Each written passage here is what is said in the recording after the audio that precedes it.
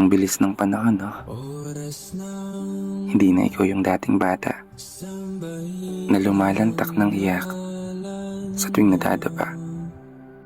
Hindi na ikaw yung bata na takot mawala o maligaw sa lugar na naaabot ng mga paa.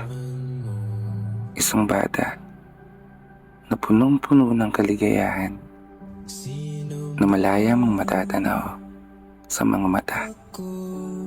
Isang batang tangan-tangan ng mga pangarap nang walang nararamdamang kaba o takot at mga tanong na magagawa ko ba na balang araw mahakbangan ng tamang direksyon na gusto ng mga paa na sa tuwing naliligaw ay walang tutulong luha sa mga mata